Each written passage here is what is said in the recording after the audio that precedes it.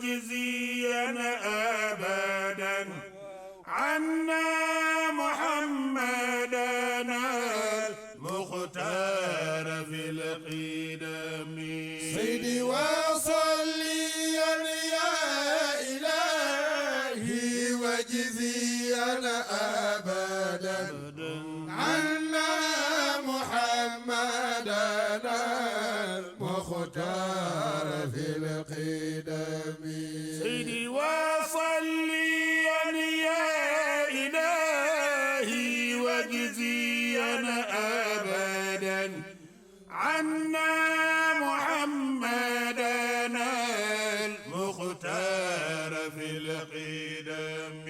سيدي وصليا يا إلهي وجزيا أبدا عنا محمدنا المختار في القدم. السلام عليكم ورحمة الله تعالى وبركاته. Waalaikum salam wa rahmatullahi ta'ala wa barakatuh.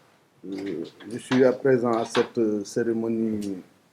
en tant que président du comité de pilotage de l'association Jamaat Noura Sunniya qui a été mise en place par le Khalife général des Tidjanes, Seydi Aboubakr Sy Mansour, que Dieu lui prête vie et santé, ainsi qu'à ses frères et à tous nos guides religieux pour un Sénégal de paix et de développement. Et donc, je suis le maître de cérémonie aujourd'hui. C'est le rôle qui m'a été assigné en tant que président du comité de pilotage, l'association étant dirigée par le Khalife général lui-même et le comité d'initiative étant constitué par les éminents membres de la famille de Seydi Hadji Malick Sy radiyallahu ta'ala anhu. Cette association a été mise en place dans le cadre de l'achèvement des travaux de la grande mosquée de Tivaouane, mais avec un objet et des objectifs qui dépassent ce projet et sur lesquels peut-être à l'occasion d'autres cérémonies nous aurons l'occasion de discuter avec notamment les médias à travers la cellule de communication que dirige Seigneur Hamid Sy, Abdoulhamid Sy, accompagné de son frère et non moins talibé Abdou Aziz Mbaye Mamfala. Nous allons laisser Seigneur Mansour Sy Dabakh, qui est le jeune frère du Khalife et qu'il a désigné pour le représenter. C'est lui qui devait être ici à cette place, mais il m'a fait l'honneur de me mettre à cette position. Et cela ne fait que confirmer leur modestie et leur humilité légendaire. Ils n'ont pas voulu s'asseoir à cette place, dit que c'est la place du président, que lui il est membre. Donc j'ai été obligé d'accepter. Et donc il va ouvrir la séance par une prière. Ensuite nous donnerons la parole à Seigneur Hamid Sy, Abdoulhamid Sy, qui dirige la communication de la Jama pour vous expliquer un peu, vous présenter la Jama, les membres ici présents également peut-être faire une petite esquisse sur le projet avant de donner la parole à votre DG qui pourra nous expliquer la nature de la convention ou des conventions qui nous réunissent aujourd'hui. À la fin de son allocution, on pourra redonner la parole à Cheikh Mansour pour son mot pour qu'il nous transmette le message du Khalife général, parce que c'est lui qui est porteur de ce message. Et à la fin, nous donnerons la parole pour la synthèse avec la presse à Seigneur Mansour Sy Djamil, qui est le banquier de la famille. Parce que pour ceux qui ne le savent pas, il a fait 27 ans à la Banque islamique à Jeddah, donc chacun son métier. Donc on va lui laisser le soin de faire peut-être une synthèse à la fin de la cérémonie pour que vous puissiez avoir tous les éléments d'information. Voilà les mots d'ouverture que je voudrais prononcer. Et sans plus tarder, je vais donner la parole à Cheikh Mansour Sy, Ibn Cheikh Abdou Aziz Sy Dabakh, Ibn Seydi Hadji Malick Sy radiyallahu ta'ala anhu. Cheikh Mansour. أعوذ بالله من الشيطان الرجيم. بسم الله الرحمن الرحيم. الحمد لله رب العالمين الرحمن الرحيم مالك يوم الدين. إياك نعبد وإياك نستعين. اهدنا الصراط المستقيم صراط الذين أنعمت عليهم غير المغضوب عليهم ولا الضالين آمين. ربنا آتنا من لدنك رحمة وهيئ لنا من أمرنا رشدا. ربنا آتنا في الدنيا حسنة وفي الآخرة حسنة وقنا عذاب النار. اللهم أتمم وحقق لنا الأمنيات والنذور والآمال وأخر لنا الآجال وبارك لنا في هذا العمل الذي نحن بصدد القيام به تنفيذا لأمر سيدي وشيخي أبي بكر سي ابن الشيخ الحاج محمد المنصور سي الخليفة العام للطريقة التجانية بالديار السنغالية. فنقول صلاة الفاتح، نقرأ أيضا صلاة الفاتح. اللهم صل على سيدنا محمد الفاتح لما أغلق والخاتم لما سبق ناصر الحق بالحق والهادي إلى صراطك المستقيم وعلى آله حق قدره ومقداره العظيم. سبحان ربك رب العزة عما يصفون وسلام على المرسلين والحمد لله رب العالمين. liggéey bi yàlla na ci yàlla def barke. asalaamaaleykum wa rahmatullahi wa barakaatuhu. Sëriñ Mansour, yow mi fi toogal alxalifa sëriñ Babacar Sy Mansour, di ko ñaanal yàlla may ko kattan ak sago ak wér bu mu yeggalee mébét yi mu am ci xadara maamam bi mu di Cheikh El Hadj Malick radiallahu anhu. ñu ngi lay nuyu di nuyu monsieur le directeur général ci dalal bi mu ñu dalal fii ci siège Banque islamique du Sénégal, ci dalal boo xamante ni dafay fekk si liggéey bu nu seq mu seq ko ak jamaatu nuur as-sunniya bi nga xamante ni moom la fi xalifa bi yabal ngir mu saytu li nga xamante ni moo di liggéeyu jumaa yi Cheikh El Hadj Malick radiallahu anhu, te ka mu teg ca kanam di le ministre Mouhamadul Makhtar Cissé mi nga xamante ni mooy le président du comité de pilotage. di nuyu suma papa sëñ maam Ousmane Sy bu suñu maam Habib ànd ak suñu baay Mansour ñëw teewal fi xalifa bi. nuyu sëñ Mansour Jamil suñu mag mi ñëw tey magal ñu ci jotaay bi, di feeñalit teewaayu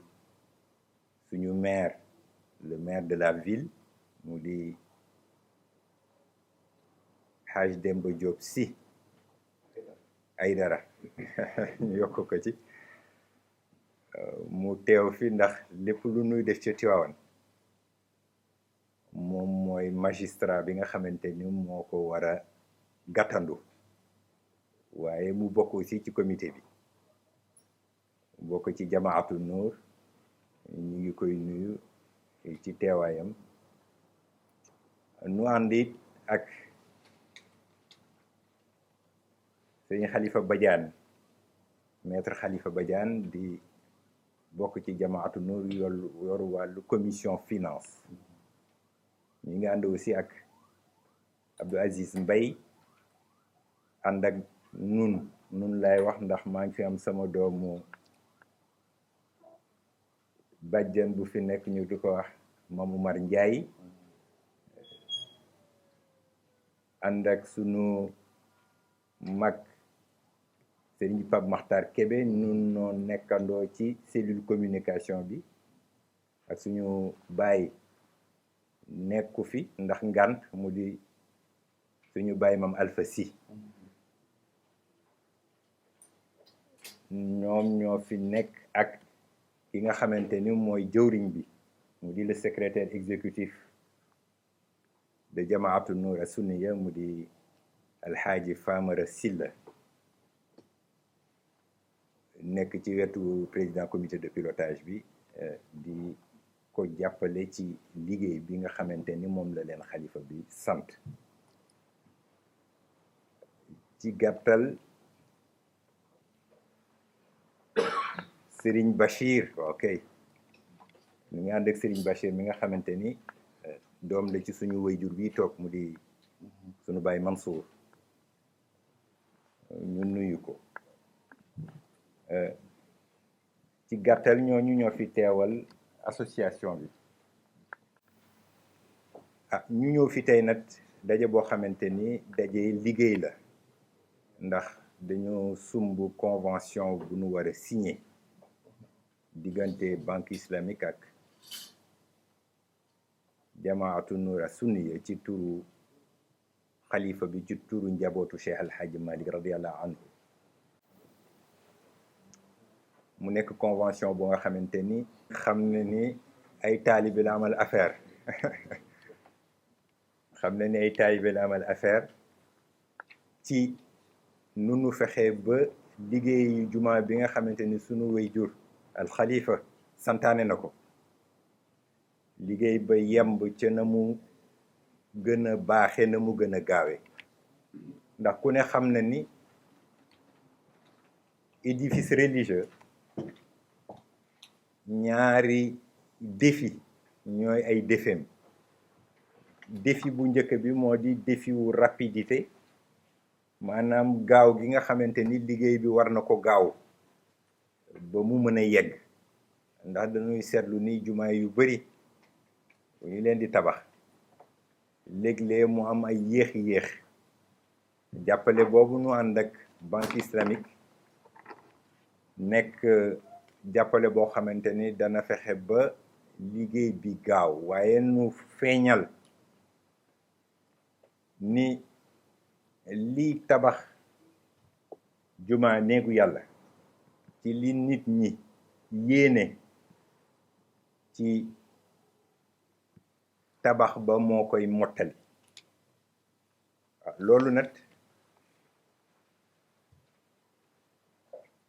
loolu nag dafay laaj nit ñi xam ni donte yomb am na ci li nga xamante ni moom la ñu nar a signé tey waaye lii accompagner liggéey bi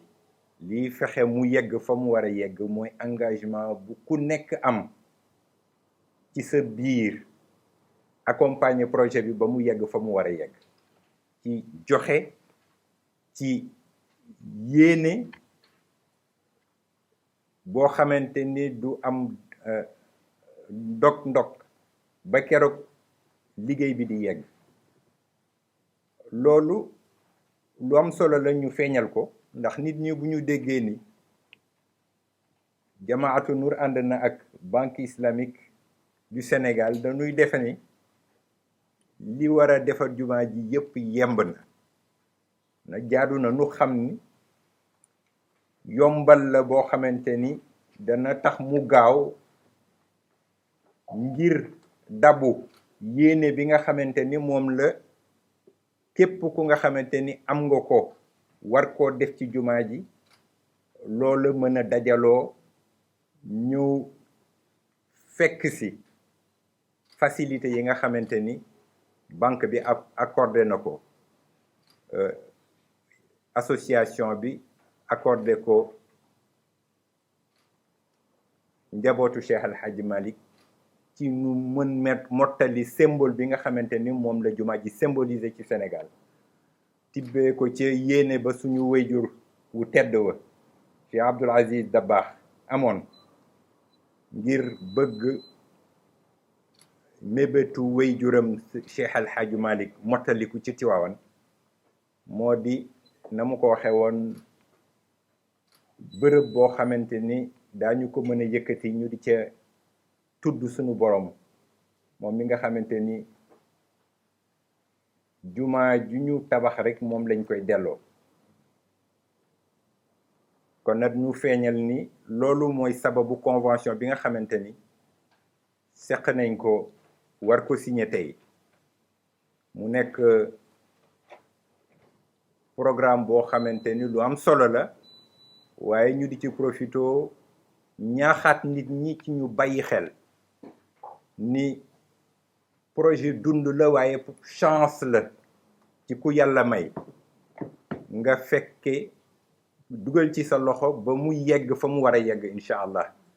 kon nag woote la bu ñuy def ci turu jamaatu Nour ci turu al Khalifa nu xam ni programme jumaa ji du programme buy jeex defe naa ni programme jumaa sax lay wax programme la boo xamante ni programme mu dund la ndax bu génnee tabax bi am na yeneen aspect yoo xamante ni dañ ko war a bàyyi xel mu di lu jëm ci wàllu maintenance bi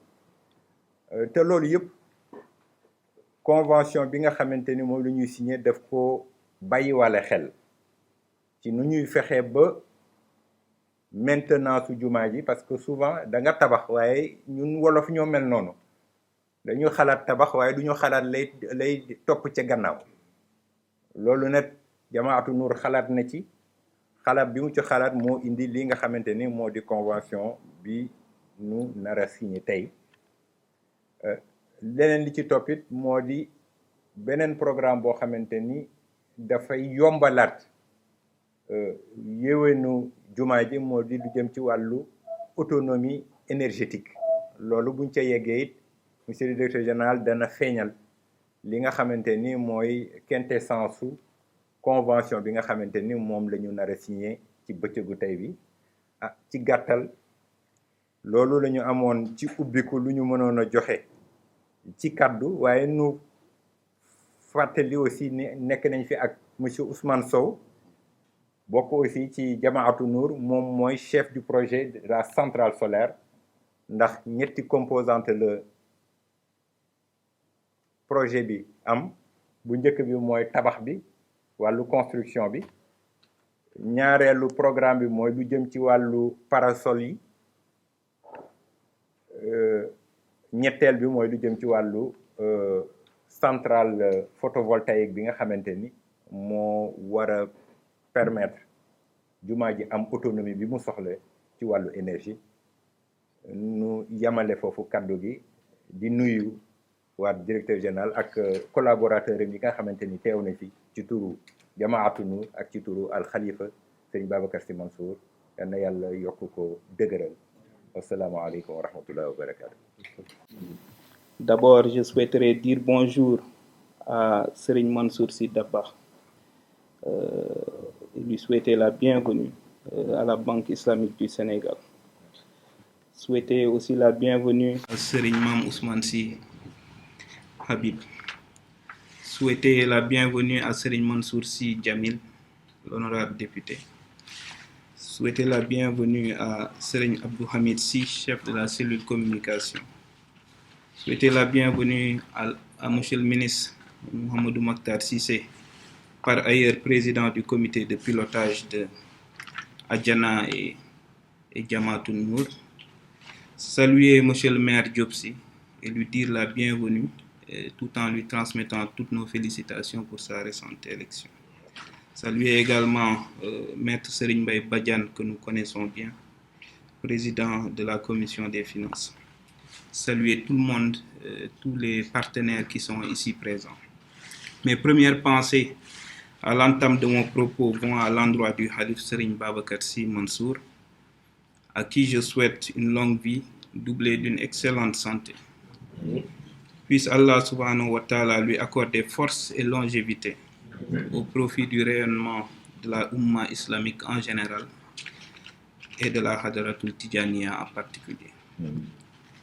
Je tiens également à lui remercier en mon nom propre, au nom du conseil d'administration de la Banque islamique du Sénégal et au nom de l'ensemble du personnel de la Banque islamique, nos plus vifs remerciements. Remerciements pour l'estime et la confiance qu'il a bien voulu placer en la Banque islamique du Sénégal, en l'associant à cet important projet de construction de la grande mosquée de Tivaouane. Mes mots de remerciement s'adressent également à vous tous, distingués membres de la Jama et de la délégation ici présente, conduite, comme je l'ai dit tout à l'heure, par le très généreux et affectueux Serigne Mansour Sy Dabakh. En rehaussant de votre présence cette cérémonie, vous marquez encore une fois votre sentiment de générosité à l'endroit de la Banque islamique du Sénégal. Nous sommes sensibles à cette très grande marque de considération et prions Allah subhanahu wa ta'ala de vous agréer de ses plus hauts bienfaits. Chers membres, chers distingués invités, chers membres de la délégation, c'est avec une immense joie et un sentiment de profonde reconnaissance que nous vous accueillons aujourd'hui dans votre maison, parce que la Banque islamique du Sénégal, c'est votre maison. Tout le personnel de la banque se joint à moi pour vous souhaiter bienvenue chez vous. Dal leen ak jàmm ci seen kër. La cérémonie qui nous réunit aujourd'hui marque le lancement de notre partenariat. Partenariat entre la BIS,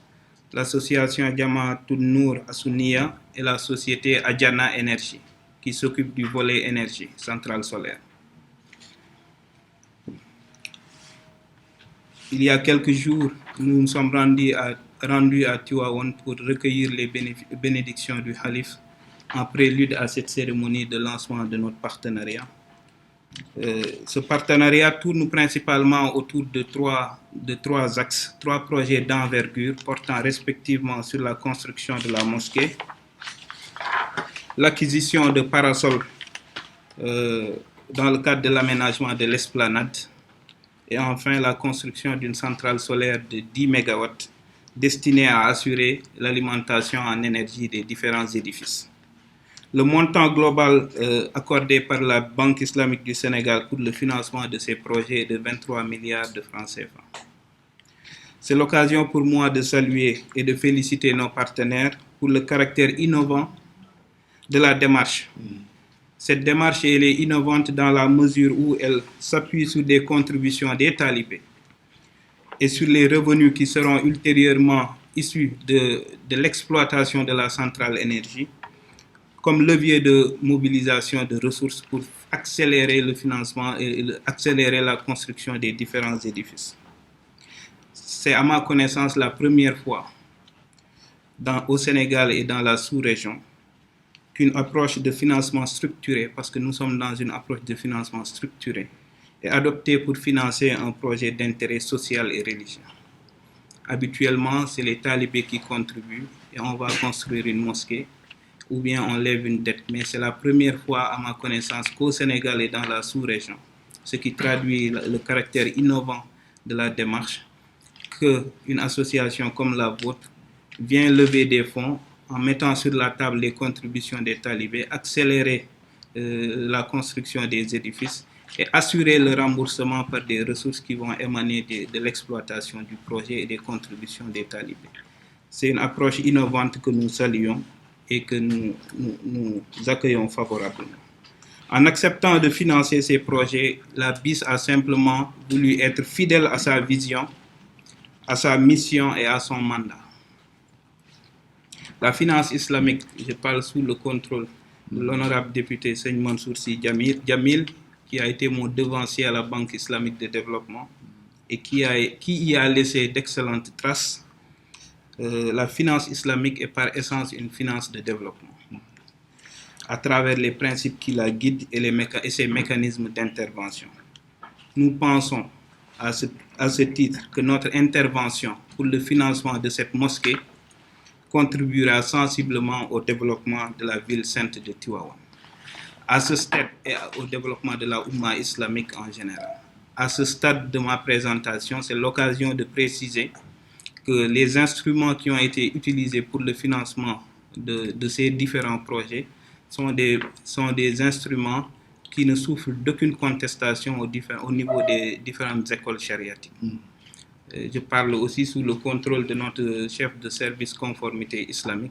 Les produits qui ont servi au financement de ces projets sont l'istisna et la murabaha, donc des produits 100% conformes à la finance islamique et qui font l'unanimité. Je ne rentrerai pas dans le détail, mais juste vous assurer que c'est des produits qui ont été certifiés par notre comité charia qui est interne et qui a validé le financement de ce projet. J'avais promis de ne pas être long, parce que je n'ai pas les talents d'orateur que vous avez. Mais merci je vais beaucoup. Quand même ajouter un mot pour dire que la Banque islamique, en finançant ce projet, a misé aussi sur la qualité des talibés, puisque nous sommes convaincus que la collecte va continuer, puisque ce financement a été accordé en misant sur l'avenir, en misant sur des fonds qui seront collectés à l'avenir. Donc notre objectif, c'est de mettre en place les fonds pour que les constructions aillent vite, en espérant que les talibés continueront la démarche qu'ils ont choisie depuis le début, de domicilier leur contribution à la Banque islamique du Sénégal. Et donc, nous intervenons pour faciliter la construction des édifices à titre d'instrument de levier. Donc, nous souhaitons vraiment insister là-dessus pour que toutes les démarches qui ont été accomplies jusqu'ici et qui ont permis aux comptes ouverts dans la Banque islamique du Sénégal d'accueillir depuis quelques années maintenant toutes ces contributions puissent continuer à être accueillies et que le financement puisse se dénouer dans les meilleures conditions possibles. Donc voilà ce que je souhaitais dire pour vous remercier à nouveau de votre présence et vous souhaiter à nouveau la bienvenue à la Banque islamique du Sénégal. Wassalatu wassalamu ala sayyidina Muhammadin wa ala alihi wa sahbihi ajma'in. Monsieur le directeur, monsieur le président, ak sama waajur bi nga xam ni sama waajur la waaye itam ñoo bokk daara benn sëriñ moo nu jàngal bi ko sama bi di indi ak sëñ Amadou fekk ñoom maa leen jiitu si daara ji fekk fa tam sëñ Cheikh bi nga xam ni bi mooy taaw sëñ Mansour à chaque fois que ma dajeeg moom fenn mbégte lay nekk si man daf may fàttali sama jeunesse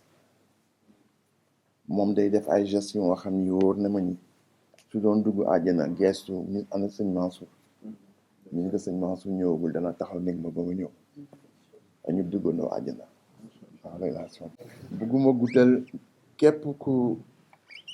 président tuddoon ci jataay bi fi mu jaaroon ba tudd ko maa ngi yaaraat di ko tudd defe naa ni bés bi mooy bés yi gën màgg ci dama dund ji. J'ai vécu pendant 27 ans à la Banque islamique de développement. Je ne suis pas un banquier, je suis banquier par accident. Comme Pompidou, c'était un agrégé en grammaire. Il est devenu le président de l'une des plus grandes banques de France, la Banque de Rothschild. C'est par accident parce que je suis de formation littéraire. Mais il s'est produit une chose, les banques lui recrutaient Ousmane Seck, mu nekkoon ancien ministre des Finances, nekkoon ancien ministre du Plan et du Développement, nekk le premier ministre des Finances sénégalais. Sinon Pétavin la woon ak Collin, c'était des tubaab qui géraient nos finances. Ousmane Seck a été le premier ministre sénégalais. Ñu recruté ko à la Banque islamique de développement. dénk ko benn département boo xam ne bii département des finances et de l'administration. En ce moment finance anglais rek lay làkk pakistanais yi ñoo fa nekk ak bangladesh yi administration égyptien yi ñoo fa nekk ak syrien yi arabe rek la ñuy làkk. mu dem seeti président bi ni ko man de jaaxle naa parce que ñii may nekk seen kilifa mënu ma làkk bi ñuy làkk. Président bi ni que mais qui a de la chance, il y a Mansour qui est là, c'est le seul trilingue de la banque. Moom dam koy wax mu ñëw nekk si sa wet. À l'époque j'étais à l'hôpital mu ñëw ak jabaram wax ma ko ma bañ ma ni que non ça m'intéresse pas. mu ni ma j'ai été le directeur de cabinet de Abdou Diouf bi ma proposé li mu la proposé dama ni que maa bañ mu ni ma envoyé séance sans wax ma ni bi que Senghor waxee mu nekk directeur de cabinet. Donc tu viens, on va apprendre ensemble. J'ai dirigé son cabinet en tant que vice-président des finances et administration. Et après, j'ai dirigé son cabinet pendant 14 ans en tant que vice-président de projet et opération, c'est-à-dire le cœur de la banque. Donc ça nous a permis de voyager à travers tout le monde islamique, les 53 pays membres de la Banque islamique de développement, on les a visités. On a eu plusieurs séances de ce genre où le pays présente son portefeuille de projet, définit le mode de financement bi nga xam ne moo ko gën arrangé. Ñu dellu si waat à la banque au niveau du conseil d'administration pour l'approuver. J'avais jamais musuma woon xalaat bés bi tey danaa dem ba retraité à la Banque islamique de développement ma ñëw di mener les mêmes discussions que yi mu daan mener en ce qui concerne les objectifs du projet, ses motivations, la question principale que moi je pose toujours en tant que banquier, et tout à l'heure, c'est Abdelhamid qui a aidé à halluciner, c'est combien ça coûte et qui va payer. Combien le projet coûte votre contribution pour la composante financée, mais qui va payer aussi, c'est les talibés, c'est les contributions. Un paiement d'autant plus facile pour un banquier que Khalis Bob du contribuer à gérer. Donc, quel que soit le risque du banque bidel, c'est un risque moindre. Parce que Khalis Bob moi gère de telle sorte que nous avons beaucoup de défauts de paiement. Nous disons que c'est une grande chance. Au début, les banques islamiques ne finançaient pas les mosquées. Parce qu'on a considéré que les mosquées, il y en avait trop. Dem len barni rek koñ bu nek mosquée la. Et yonent bi dafa ni al madrasa qabla al masjid. Kon suñ démé ci dëkk entre masjid et madrasa, entre école et jàkka, la priorité pour nous c'était l'école. waaw mode de financement bi nag bon moo xam ne bii ahal allahu bay'a wa harama riba yàlla moo dagal ñuy jënd ak jaay ak jënd waaye nag riba moom ak foo ko mënti wëlbatee yàlla d'accord aussi ngeen ñëw nag si seen kër indi fi seen bopp fekk fi seen bopp si un guichet ou bien un produit boo xam ne bii vous avez ici des banques concurrentes qui sont des banques régies par le riba. Donc, il y a le banque qui est dans des domaines d'avant-garde, le financement des parasols, à l'image de ce qui se fait à Médine, financé par le gouvernement d'Arabie Saoudite, mais mis en œuvre par les Allemands. Il y a une liste en Arabie Saoudite à Médine sous Tangay c'est les Allemands qui ont fait ça. Il y a une vision prospective intégrée que dans le projet. Mais ce qui est encore beaucoup plus important, c'est le financement de la centrale. Avoir une indépendance totale en matière d'énergie et on n'est pas exposé à l'incertitude du ravitaillement en énergie des infrastructures sénégalaises. Mais tout ça, éthique, solidarité et innovation, ici, gagne en importance, moi, innovation. Parce que la question qui se pose pour une banque islamique, mais il suffit qu'il y ait une riba, c'est la question fondamentale. Il faut que les ressources nécessaires pour payer ces gens-là. Nous, dès le début, nous avions fait l'analyse suivante. Matière première, pays islamique, nous avons ici, au lieu que le Sénégal, di dem benen dëkk di wuti du pétrole, dañuy fexe ba Arabie Saoudite di ko fournir pétrole. C'est-à-dire dans le commerce extérieur. Ou bien le Nigeria. Au lieu que ñu koy jox pétrole muy fay cash, banque bi day fay cash le Nigeria. Ba pare nag top Sénégal mu koy rembourser fi léegi 18 mois. Xam nga avantage boo xam ne bii Sénégal gis na si boppam ki nga xam ne kii moom pétrole bi gis na si boppam banque bi tam gis na si boppam parce que c'est un financement bon xam ne fii duñ ko teg lu bare. Peut-être que c'est les frais de dossier comment je sais pas, il y a une expression moom la ñuy wax. Donc idée boobu il n'y avait aucune banque de développement dans le monde qui l'avait. dañ si yokkaat tuuti rek c'est surtout waaw. Non, du tout intérêt. Et ce qui est important pour lui, c'est l'étalement dans le temps. Ce fait que nous avons demandé que si Nigeria directement cash les pays. Mais filles, donc il y a une facilité sur 18 mois, selon ses possibilités. C'est une innovation et c'est ça qui est important pour la banque islamique. Le fait de financer un développement sans intérêt, c'est déjà une innovation. Mais faire et xam nga sac yi ñuy def sac yi ñuy sac rek sac xam nga sac matériel bi fan la jógee xam ngeen kenn moo koy produire ah non c'est le Bangladesh, c'est le jute. Bangladesh moo koy produire léegi au lieu que Sénégal di dem si Grande-Bretagne qui contrôlait le Bangladesh mu koy jaay jus bi matériel bi ñun dañuy fexe ba Bangladesh jaay ko Sénégal ñu étaler ko sur 18 mois yooyu daa fay directement Bangladesh ba pare nag banque bi moom topp Sénégal pour mu koy fay nànk gis nga l'idée de ce commerce extérieur moom la Banque africaine de développement jëlee si Sénégal te ñoo mag Sénégal ñoo jëlee si banque islamique te ñoo mag banque islamique Babacar Ndiaye dafa ñëw il se rend compte que am nañu le commerce extérieur moom mu dem au niveau de la banque proposer la création de la banque Exim Bank bi nga xam ni tey moo nekk au Caire mais qui appartient à la Banque africaine de développement donc innovation boobu moo tax yéen itam su ngeen indee innovation le financement d'une centrale solaire déjà c'est une innovation dans une innovation da mel ne da ngeen dajeek la vision de la Banque islamique de développement la Banque islamique de développement laay wax mais qui c'est la Banque islamique du Sénégal c'est une banque commerciale même pas filière parce que nous participons au capital yi yëpp ça a été créé devant nous c'est Ousmane Seck qui les a créés bii bu Gambie bu Guinée ak bu Niger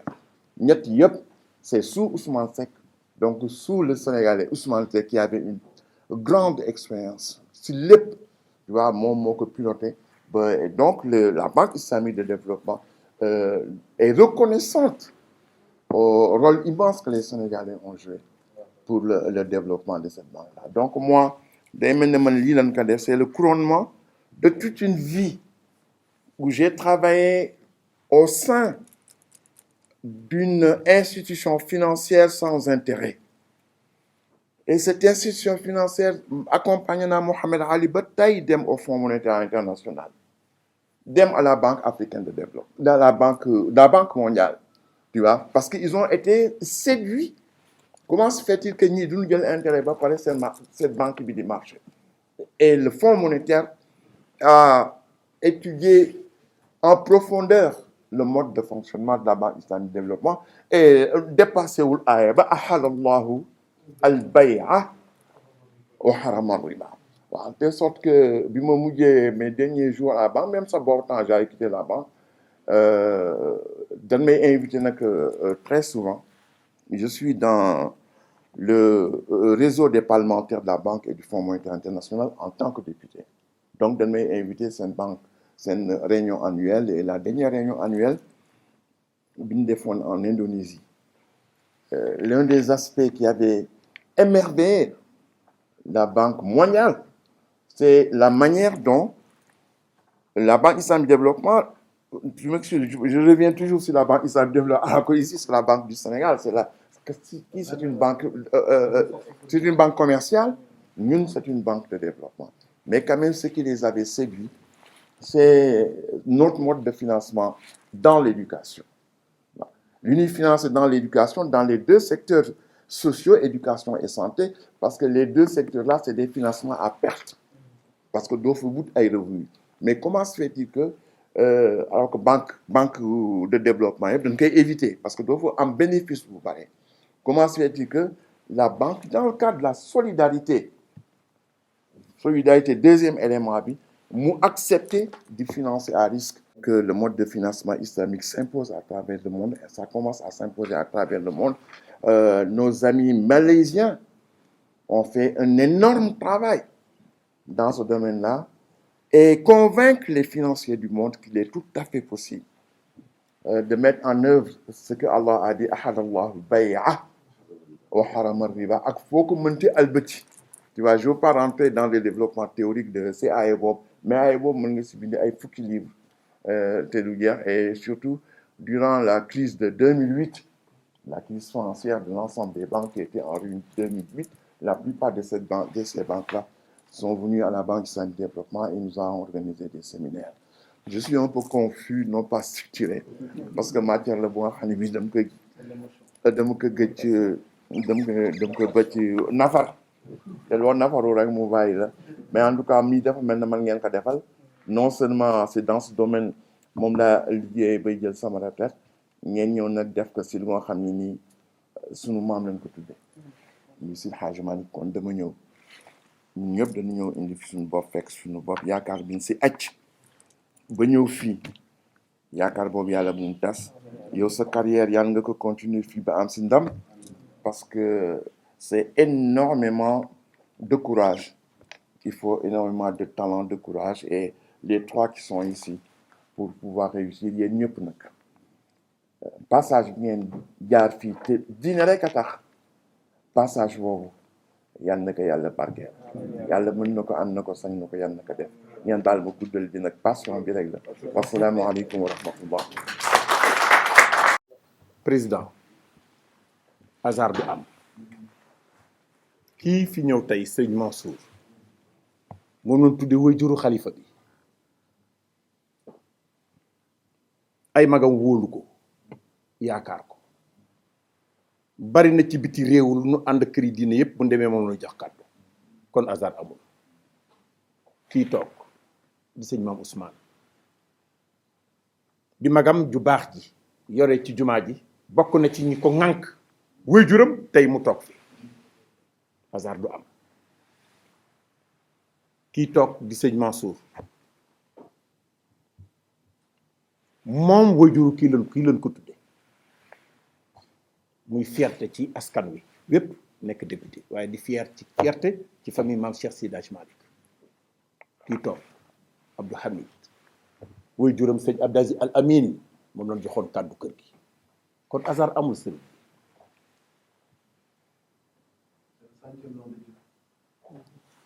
bu fekkee ni dañu primitif weesuwul kii ci waajur nga xam sëñ Abdou moom la daan dénk lépp mu koy bind Maamar ci la bokk waaye daal li jàpp te am mooy li sëñ Babacar waxoon dëgg la turandoo xalifa bi nee na mbooloo mu mag rek nekk Babacar bëgg ko waaye mbooloo mu ndaw ma nekk ak mag sëñ Babacar bëgg na ko olof yi am lu nu wax ci ginnaaw nee nanu yoon woo jublu wutal boroom xam-xam dugal ko ci bu xàllalee boo demee ci yoon yi doo am pakk. kii toog maamam góor gi Malick Ndiir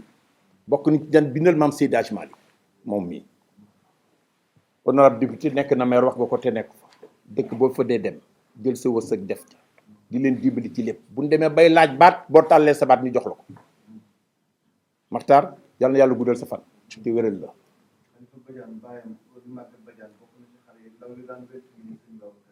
ci laa doon ñëw mu nekk kóolu teg sëñ Abdou Aziz Al Amin am fu mu ko teg jàng mën naa maye lu ne waaye jikko mën naa xañ lu nekk nit mu boole jikkoom ak jàngam ci wàllu woowu. ñu leen di gërëm bu baax di leen sant di ñaan yàlla na ko yàlla àggale. El Hadj Mansour Mbaye nee na ñu jàpp ne li góor gi tegoon tànkam ba tey dara du fi jóg wulis woo dem boo ko fekkee borom kilifa gone am na lu mu xam ci la te ne ca waxandeem moo tax sëñ Babacar x fi mu egsi pataare mag nag duy nelawam mag du ay nelawam. sëñ Abdou Aziz Malick Dabakh moo ni woon xale yi ànd leen ak sëriñ Mbaye te jiital ko ngeen ànd ak moom wax ji egsi na tey ngeen baal ma ko wasalaam. bismillahi irrahmani irrahim alhamdulilahi rabbil alamin wassalatu wassalaamu ala ashraf almursalin mawlana wa habibina wa shafiina alladi utiya jawami alkalim wa ali beytihi wa asxaabihi wa xulafaihi alladina aawawhu wa aazaruuhu wa nasaruuhu wattabau nnuur alladi unzila maah ulaika hum almuflixuun asxaab alsamaxa ayuha alxuduur alkarim assalaamu aleykum wa rahmatullahi wa barakatuh natasharafu alyawma bixuduuri hada alijtimaaci almubaarak alladi yancaqidu fi maqarri البنك الإسلامي بالسنغال تحت رعاية فضيلة الشيخ أبي بكر محمد المنصور الخليفة العام للطريقة التجانية حفظه الله ورعاه وأيده بنصر مبين من عنده ونسأل الله تبارك وتعالى أن يكلل جميع مساعي هذه الجماعة المباركة التي تتسمى بجماعة النور السنية التي كلفها فضيلة الشيخ أبو بكر أن تشرف على أشغال هذا الجامع الكبير الموجود بمدينة تواون. هذا الجامع الذي وضع حجره الأساس مولانا وجدنا الشيخ الحاج مالك رضي الله عنه عام 1903 بين عام 1903 وبين عام 1904. ومولانا الشيخ الحاج مالك رضي الله عنه هو من أحد فطاحل العلم والمعرفة في هذا البلد السنغال، ولقد ركز حياته كلها على التعليم والتربية وتزكية النفوس وبناء الكتاتيب القرآنية وتكوين الناشئة تكوينا إسلاميا صحيحا وتوعيتهم وتكوينهم تكوينا إسلاميا صحيحا يمكنهم من مواجهة كل الصعوبات والعقبات والتحديات السافرة التي ما زالت منذ ذلك الوقت إلى وقتنا هذا تواجه أو تقف حجرة عثرة أمام كل من يريد أن يعيش وفق ما رسمه الله سبحانه وتعالى. ولقد نجح نجاحا كاملا في هذه المهمة الكبرى التي أناطها الله على عاتقه، حيث كون رجالا وأجيالا واعية قادرة على استيعاب هذه المقاصد الإسلامية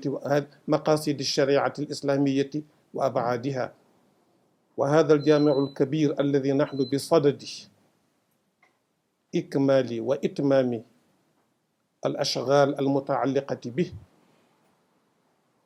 قلت آنفا قد شرع في بنائها عام 1903،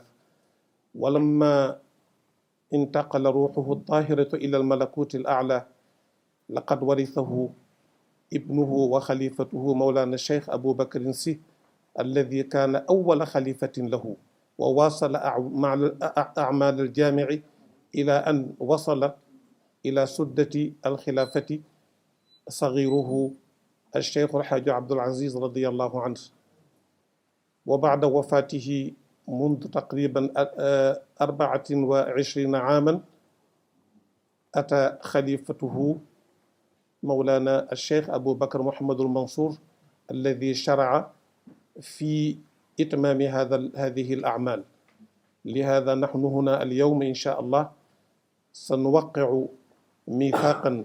بين جماعة النور السنية التي يرأسها أخونا البار الشيخ الحاج محمد المختار سيسي وكافة معاونيه،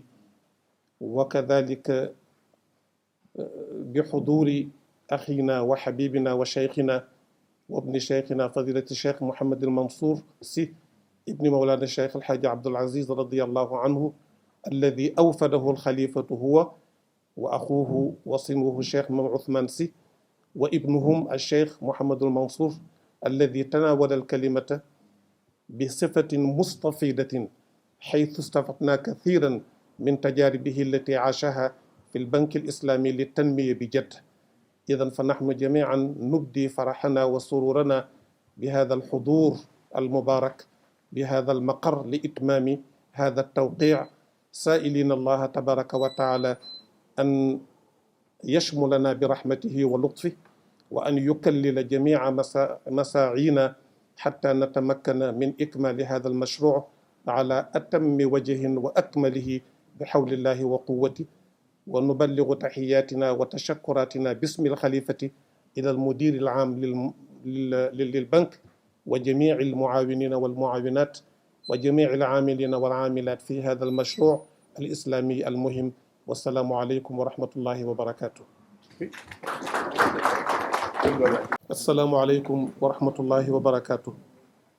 mbokk yi ñi ngi am mbégte mu rëy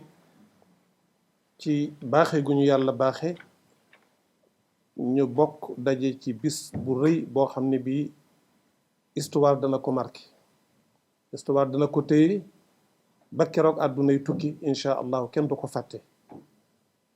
te moo di liggéey bu sell bi nga xam ne liggéey bu sell la bu rëy la ci diine lislaam ndax Seydina Muhammad alayhi salaatu wassalaam ba mu ñëwee Madina di mottali mission bi ko yàlla gàll lam njëkk a def mooy tabax néegu yàlla. yàlla wax ci alquran ne innama yaamuru masajid allahi man amana billahi wal yawmil axir ba aaya ba jeex waxtu wi moo ko dul maye fii buyutin adina allahu an turfa wa yudkara fiha smu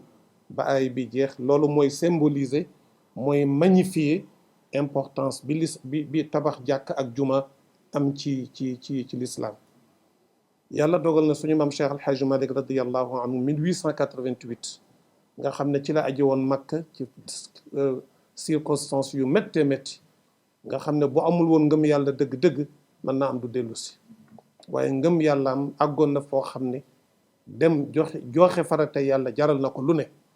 ba mu demee ba jàpp ca mbicci Kaaba ga ñetti ñaan la fa ñaanoon. yow sama borom maa ngi lay ñaan loo ma nar a may ci leer man Malick nang ma ko dencal ëllëg ba kanamu yàlla ndax réew ma bàyyi ko lëndëm daf fa bari lu fa feeñ ci leer danañ ko kooj kon dencal ma ko bu ma kenn xam ba ëllëg ci kanamu yàlla. bi ci tegu itam nang ma may barab boo xam ne su ma delloo danaa fa ànd ak sama njaboot ak ñi ma yàlla booleel ñuy wut yàlla ñu di fa tuur sunu ñaq. bugguma nekk poids lourd ci kaw nit ñi di dunde seen ñaq. moom góor gi daana wax ne man Hadj Malick yore ndënd di tëgg ñu may jox moo ma gënal di toog di dunde diine. loolu bi mu ñibbisee ba yàlla may ko jag saaw 1904 nee na loolu foofu la yaakaar na fi la ko yàlla nangu la ñaanam. bu ñetteel bi nag moo tombeek bisu tey bi mu ne yow yàlla nag ma may ma am barab yoo xam ne danaa ko tabax man ak sama njaboot ak képp ku ma yaakaar jullit ñi di fa daje di joxe seen farata di jaamu seen borom. loolu moo tax maam Cheikh Al Hadj Malick juma ak jàkka itteeloon ko. moo tax bi mu ñëwee parcours bi mu def commencé ca Ngambu ci la ba ñëw Ndar ba ñëw état bu Njarde 7 ans yam fa def formé ñi mu formé ba yàlla dogal mu ñëw Tiwaawan 1897 ci la njëkk a teg tànkam Tiwaawan d'après góor gi Thierno Saïdou Nour li mu wax ñu nangoo ko ci làmmiñu Cheikh Al Hadj Abdoul Aziz radiyallahu anhu mais 1900 ci la njëkk a installé Tiwaawan. bi mu dikkee toog ñaari at gis ne dëkk bi laaj na ñu am place bu ñuy jaamoo yàlla bu tolloog Tiwaawan mu ànd ak mag ñi mu ko àndal ba 1903 mu déposé ñaan autorisation boobu temps colonial la mënoo fee def dara doo tabax dara doo tabax jàkka wala juma te amul autorisation. bi mu génnee mu commencé ko 1903 1904 juma ji pare na ba mu inauguré ko jiital ko boppam nekk ko njabootam ba yàlla dogal li mu dogal. bi mu génnee àdduna bàyyi fi njabootam sëriñ Babacar Sy radiyallahu taala anhu ak ay rakkam Cheikh Al Hadj Mouhamadul Mansour Cheikh Al Hadj Abdoul Aziz Cheikh Al Hadj Mouhamadul Habib ba 1940 ñu am lu ñu defaraat ci jumaa ji mu nommé ay imam. bi ñu demee ba sëriñ Babacar radiyallahu anhu wuy ji boroomam ak rakkam Cheikh Al Hadj Mansour 1957 Cheikh Al Hadj Abdoul Aziz wuutu leen ci xilaafa gi ne daal bàyyi daana wax ne ku yokkul yaa wàññi. mu ne kon jaadu na rafet na li fi bàyyi woon nañ ko yokk.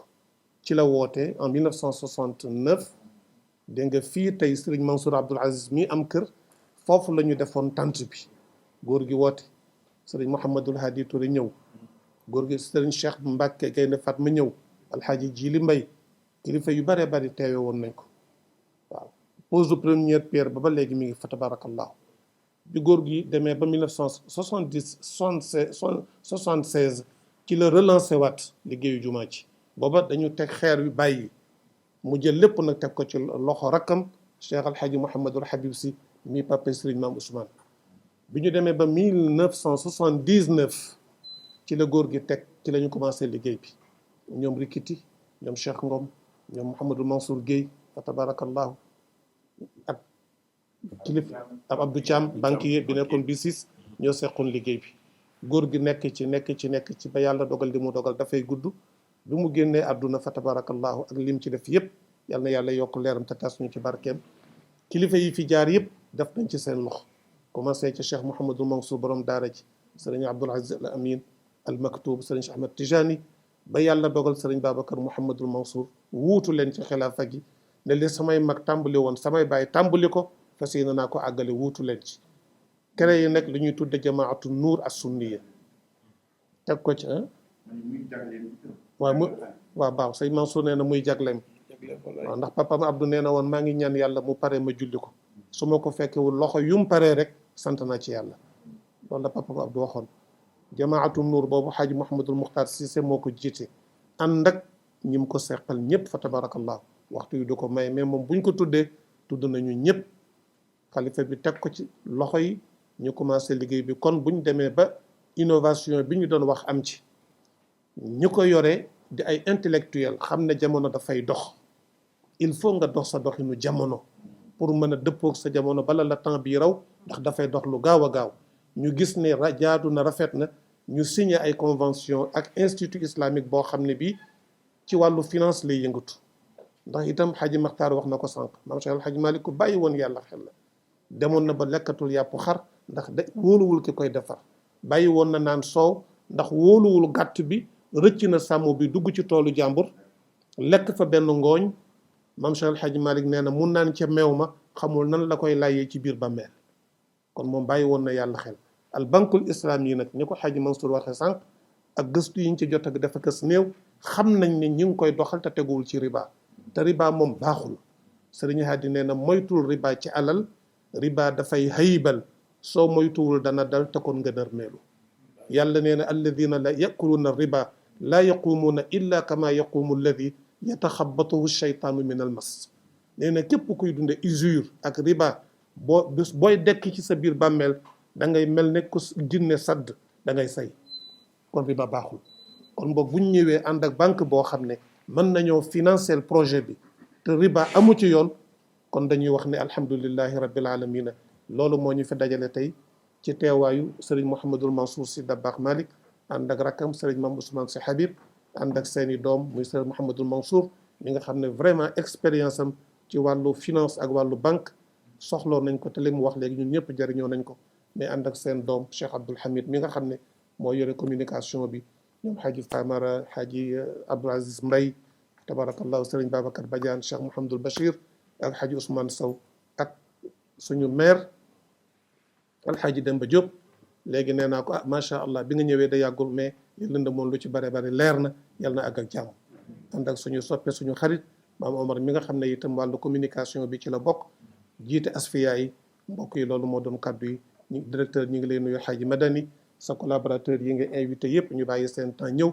jotaay bi yàlla na nekk jotaay yu yiw nekk na ko ba noppi la cay jóge ëllëg ci fruit yàlla nañ ko góob ñun ñëpp wasalaamualeykum wa rahmatullahi wa barakaatu. ñu ngi nuyu presse bi itam bu baax a baax macha allah. kon ñu jàng fatiha salatul fatihi sant yàlla ne ko alhamdulillahi alladi hadana li hada wa ma kunna linahtadiya lawla an hadana allah ndax yàlla moo ñu gindi inspiré sëñ Babacar ba sëñ Babacar woo leen yéen ñëpp woo ñu ci liggéey bi te defe naa doon na liggéey boo xam ni ku ci yàlla baaxee nga dugal ci sa loxo yàlla namal na la yiw yàlla dina la ko fay. masalul ladina yunfiquna amwalahum fi sabilillahi ka masali habbatin ambatat sab'a sanabila fi kulli sumratin mi'atu habbatin wallahu yudaa'ifu liman yasha. yàlla nee na ku def sa ci projet yu mel nii seen xaalis mi ngi mel ne ku jël benn graine sànni ko ci suuf jamonoy nawet yàlla nee na maa koy sauvegarder sàmm ko graine boobu dana yëkkati 7 épis juróom-ñaari gub bu nekk dana def 100 graines mu nekk 700 graines ci benn graine yàlla doubler ko multiplier ko mu mat 700 graines nee na su ma neexee sax ma gën ko élargir ful ko ba mu ëpp fuuf loolu yàlla nee na loolu lay melale moom lay misaale ñiy jël seen alal di ko def ci loo xam ni dafa am utilité nationale publique surtout pour xeex lépp lu di ignorance ak xiif pour le développement des êtres humains te lii ci la bokk kon nag yal na yàlla nangul ñu jàng fatiha salatul fatiha yal na yàlla barkeel sa banque bi waaw yàlla jàppale la suturaal la nekk sa précurseur xàllal la yoon wi yaag mbokk yu tedd yi nga àndal góor ak jigéen mag ak ndaw ñu jàng fatiha salatul fatiha a'udhu billahi minash shaitanir rajim bismillahir rahmanir rahim alhamdulillahi rabbil alamin arrahmanir rahim maliki yawmiddin iyyaka na'budu wa iyyaka nasta'in ihdinas siratal mustaqim siratal ladzina an'amta alayhim ghayril maghdubi alayhim waladdallin amin ya allah ya rahmanu ya rahim ya rabbu ya maliku ya mu'inu ya hadi ya ahadu ya samadu يا حي يا قيوم يا علي يا عظيم يا سميع يا عليم يا الله يا غياثنا عند كل كربة يا الله يا مجيبنا عند كل دعوة يا الله يا معاذنا عند كل شدة يا الله يا رجاءنا حين تنقطع حيلتنا يا الله يا غياثنا يا الله يا غياثنا يا الله يا غياثنا برحمتك نستغيث يا رب برحمتك نستغيث يا رب برحمتك نستغيث يا الله أتمم لنا إنجاز هذا المشروع الذي يريد شيخنا أبو بكر أن ينجزه مع إخوانه وأخواته من المسلمين والمسلمات وأحسن له كل ما يريد أن يبنيها من مشاريع لصالح هذا البلد السنغال ولصالح إخوانه وأخواته وأتمم محقق له ولنا جميع الأمنيات والنذور والآمال وأخل له ولنا الآجال أصلح له ولنا شؤونه وشؤوننا وأحواله وأحوالنا وأموره وأمورنا في الدنيا والآخرة مع طول العمر والصحة والسعادة والسلامة والعافية والتوفيق ولا تكلنا إلى أنفسنا طرفة عين يا رب العالمين يا أرحم الراحمين يا ذا الجلال والإكرام وبارك في هذا المصرف البنك الإسلامي السنغالي الذي نحن نحن فيه اليوم مع مديره العام السيد أحمد المدني كان ومرافقيه ومستشاريه وجميع المديرين الذين يعملون معه وأصلح لعبدك محمد المختار سيسي ولأعضاء جماعة النور كل ما يقومون به من عمل وارزقهم النجاة والنجاح والفلاح والتوفيق في هذا العمل يا رب العالمين ببركة صلاة الفاتح. اللهم صل على سيدنا محمد الفاتح لما أغلق والخاتم لما سبق ناصر الحق بالحق والهادي إلى صراطك المستقيم وعلى آله حق قدره ومقداره العظيم سبحان ربك رب العزة عما يصفون وسلام على المرسلين والحمد لله رب العالمين. الحمد لله الحمد لله الحمد لله رب الواهب النعم الحمد لله الحمد لله الحمد لله رب الواهب سيد الحاج مالك